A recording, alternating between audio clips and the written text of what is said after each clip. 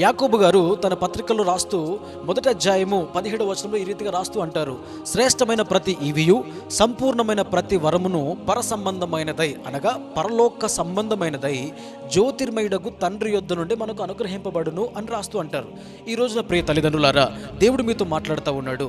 ఈ యొక్క శ్రేష్టమైనటువంటి బహుమానాలు, శ్రేష్టమైనటువంటి ఆశీర్వాదాలు నీ బిడ్డలు కారా? నీ బిడ్డల్ని అంత శ్రేష్టముగా నీకు అనుగ్రహింపబడినటువంటి బిడ్డల్ని ఏ రీతిగా పెంచగలుగుతున్నారో ఒక్కసారి ఈ దినాన్న దేవుని సన్నిధిలో మీరు పరిశీలన చేసుకోవాల్సిందిగా దేవుని సేవకుడిగా మనవి చేస్తూ ఉన్నాను. ఒక తల్లి ఉన్నది, తన కుమారుడిని ఉదయకాలము బ్రష్ చేయడం ఎంత అలవాటుగా మార్చాలో, స్నానం చేయడం ఎంత అలవాటుగా మార్చాలో, అదే రీతిగా వాక్యము చదవనిదే, ప్రార్థన చేయనిదే అడుగు బయటకు వేయడానికి వీలు లేదని చెప్పేసి తనను పెంచడం మొదలు పెడుతూ ఉండగా ఆ కుమారుడు పెరిగి పెద్దవాడు అవుతూ మంచి విద్యాభ్యాసాన్ని కంప్లీట్ చేసుకుని చక్కగా ఒక ఉన్నత స్థానంలో నిలబడగలిగినాడు. ఒక దినాన ఈ కుమారుడు ఒంటరిగా తన ఇంట్లో కూర్చొని ఆలోచన చేస్తున్నప్పుడు తన హృదయంలో దేవుని యొక్క వాక్యం మాట్లాడుతూ ఉన్నది. ఆది కాండంలో మనం చూడగలుగుతూ ఉంటాం, ఆదాముకు దేవుడు గాఢ నిద్ర కరగజేసి తన ప్రక్కలో నుంచి ఒక ఎముకను తీసి, అనగా పక్కలో నుంచి ఎముక తీయాలంటే అంత చిన్న విషయం కాదు కదా, భయంకరమైన నొప్పితో కూడినటువంటి విషయమే. కానీ దానికి ముందుగా దేవుడు ఆదాముకు గాఢ నిద్ర కలగజేసినాడు. అనగా నిద్రలో, మత్తులో నొప్పి తెలియదు అనే సంగతిని గుర్తించి ఒక అద్భుతాన్ని సృష్టించగలిగినాడు. అదే క్లోరోఫామ్ అనెస్థీసియా. ఆపరేషన్లు జరిగేటప్పుడు అందరికీ ఆ మత్తుని ఇచ్చి ఆపరేషన్ జరిగించేటువంటి దినాలు ఈ దినాలు. ప్రియ దేవుని బిడ్డలారా, ఇంత గొప్ప ప్రయోగాన్ని కనుగొన్నటువంటి గొప్ప వ్యక్తి పేరు సర్ జేమ్స్ సింప్సన్.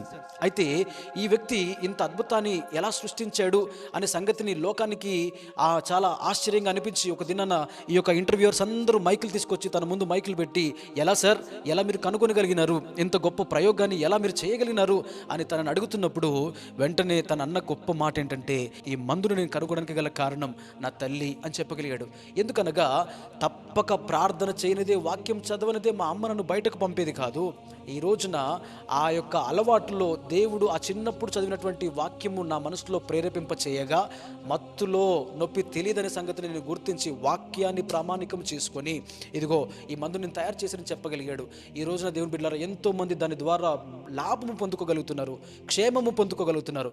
ఈ రోజున నీ పిల్లలకు ఏమి బోధన చేయగలుగుతున్నావో ఒకసారి జ్ఞాపకం చేసుకొని శ్రేష్టమైనటువంటి మంచి జ్ఞానాన్ని నీ బిడ్డలు కలిగి ఉండుట కొరకై ఖచ్చితంగా రేయి మొదటి జామున తల్లిదండ్రులైన మనందరము కూడా మోకరించి ప్రభు సన్నిధిలో ప్రార్థన చేస్తూ మన బిడ్డల క్షేమము కొరకు, ఆశీర్వాదాల కొరకు, ఉన్నత భవిష్యత్తుల కొరకు ప్రార్థనలు చేసే తల్లిదండ్రులుగా మనము మార్చబడదుము గాక.